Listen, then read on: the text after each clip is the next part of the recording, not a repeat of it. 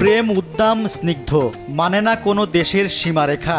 তাই তো সেই প্রেমের টানেই আমেরিকা থেকে ফেনীর সোনাগাজীতে ছুটে এলেন এক তরুণী, বিয়ে করলেন ধর্ম পরিবর্তন করে। তরুণীর নাম সেন্ডোরা বোকস। খ্রিস্টান থেকে মুসলিম হওয়ার পর তার নাম রাখা হয় লামিয়া আলম। 2 দিন আগে মার্কিন মুলুক থেকে বাংলাদেশে আসেন তিনি। এরপর 3 জুন ফেনীর একটি চাইনিজ রেস্তোরাঁয় জমকালো আয়োজনের মাধ্যমে জামশেদ আলম রাজুর সঙ্গে বিবাহ সম্পন্ন হয়। 2 পরিবারের সম্মতিতেই বিয়ে সম্পন্ন হয়েছে। এদিকে মনের মানুষ পেয়ে খুশির কথা জানিয়েছেন Lamia. Yes, I'm happy to be marrying Jamshed today. 2018 সালে রাজুর সঙ্গে লামিয়ার পরিচয় হয় ফেসবুকে। ভৌগোলিক দূরত্ব তাদের প্রেমের পথে বাধা হতে পারেনি। কয়েক বছর প্রেমের পর বিয়ের সিদ্ধান্ত নেন তারা।